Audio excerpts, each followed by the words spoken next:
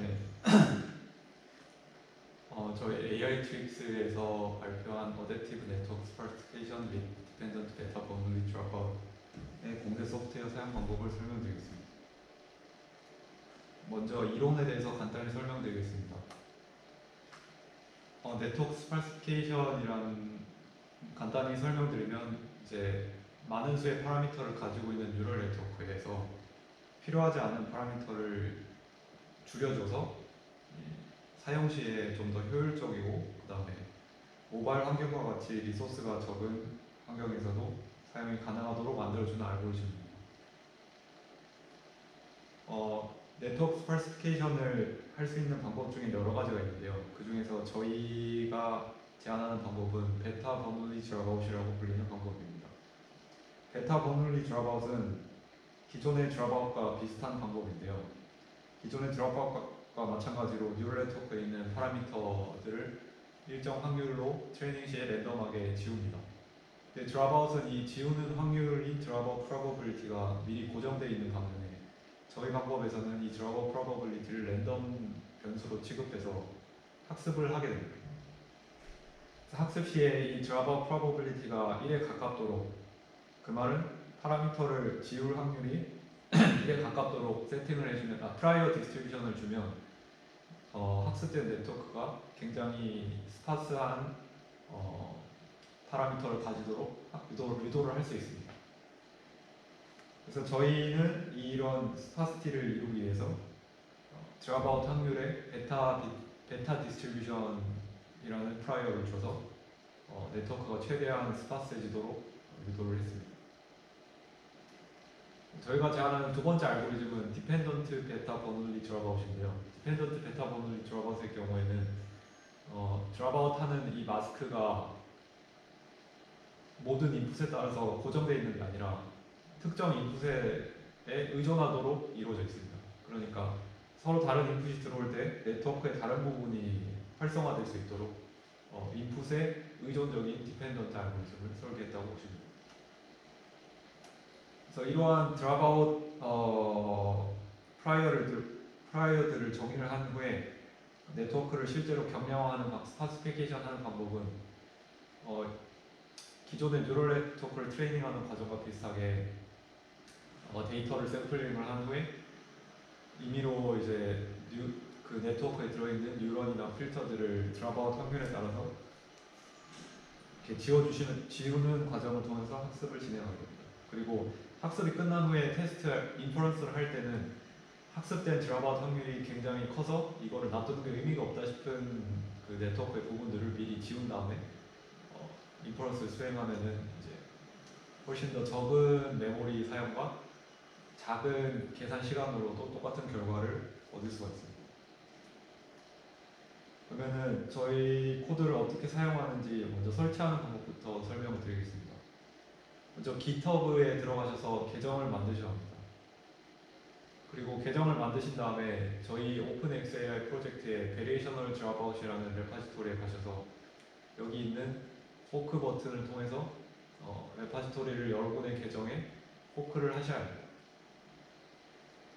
포크를 하신 다음에는 만약 포크를 하셨으면 여러분의 계정 밑에 이렇게 포크된 레파지토리가 생기게 될 텐데요. 그 상황에서 이 버튼을 눌러서 소스를 클론을 하셔서 사용하시거나 아니면 터미널을 여셔서 git 클론을 한 다음에 그 여러분의 레파지토리 주소를 치시면은 코드를 편집하고 그다음에 여러분의 그 로컬 저장소에 업데이트를 할 수가 있게 됩니다. 마지막으로 실제 코드를 실행시키는 방법을 설명드리겠습니다. 코드를 실행하기 위해서 먼저 프리리퀴짓을 설명드리면 현재 코드는 파이썬 2.7밖에 지원하지 않습니다. 곧 파이썬 3.0도 지원할 수 있도록 업데이트를 할 예정이고요. 텐서플로우는 1.10 이상의 버전을 쓰시면 됩니다. 2.0은 아직 지원하지 않습니다. 그리고 쿠다는 여러분의 텐서플로우에 맞는 버전을 쓰시면 되고요. 저희는 9.0을 사용했습니다. 그리고 이 사이파 데이터셋을 다운받아야 하는데 사이파 데이터셋의 홈페이지 요 링크를 들어가셔서 여기 있는 바이너리 버전을 다운받으시면 됩니다. 그리고 먼저 코드를 실행하시기 전에 그 데이터셋이 어디 저장되어 있는지 지정을 해주셔야 하는데요. 그 레파지토리에 있는 소스 폴더에 utility라는 폴더에 가시면 path.py라는 파일이 있습니다. 이 파일을 여셔서 여기 들어있는 이 세 가지 path 베리어블들을 수정해 주시면 됩니다. 앱리스트 같은 경우에는 저희 코드가 자동으로 다운로드를 수행하기 때문에 직접 다운받으실 필요는 없고 여기다가 원하시는 경로만 입력하시면 코드가 알아서 다운로드를 수행하게 되고요. 그리고 사이파 10과 사이파 100은 아까 다운받으신 경로를 여기다 적어주시면 됩니다.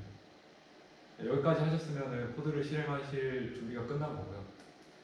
실제 코드는 모두 이 소스 폴더에 있는 소스 폴더 밑에 experiment 폴더에 있는 run.py라는 파일로 이루어지게 됩니다. 해당 파일 폴더로 이동하셔서 헬프를 run.py를 이제 헬프를 치시면은 여러 가지 옵션들을 보여주는데요. 이 중에 실제 실험에 중요한 옵션은 크게 세 가지가 있습니다. 첫 번째는 이 net이라는 옵션인데 이거는 어떤 아키텍처를 사용할 것인지를 의미합니다. 그래서 저희 코드에서는 현재 르넷 fully connected를 의미하는 르넷 FC와 르넷 convolutional을 의미하는 르넷 conv와 VGG 네트워크를 지원합니다. 그리고 데이터는 어떤 트레이닝 데이터를 사용할 것인가를 의미하는데 르넷 FC와 르넷 conv의 경우에 자동으로 앱리스트를 사용하기 때문에 지정해 주실 필요가 없고 VGG의 경우에는 사이파 10과 사이파 100 중에 고르시면 됩니다. 그리고 모드는 네트워크 트레이닝을 어떤 트레이닝을 수행할지를 의미하고요. 베이스 같은 경우에는 이제 스파시피케이션을 진행하기 전에 필수적으로 해야 되는 프리 트레이닝을 수행하는 옵션입니다. 그리고 BBD는 아까 설명드린 베타 버널리 드랍아웃을 이용해서 네트워크를 스파시피케이션하는 과정이고요. DBBD는 디펜던트 베타 버널리 드랍아웃을 이용해서 최종 경량화를 완성하는 과정입니다. 그래서 반드시 이 세 가지 모드를 순서대로 사용하셔야 됩니다. 예를 들면은 BBD를 하기 전에 베이스를 하지 않고 BBD만 하면은 BBD의 이니셜 결과를 항상 베이스에서 가져오기 때문에 이건 실행이 안 됩니다.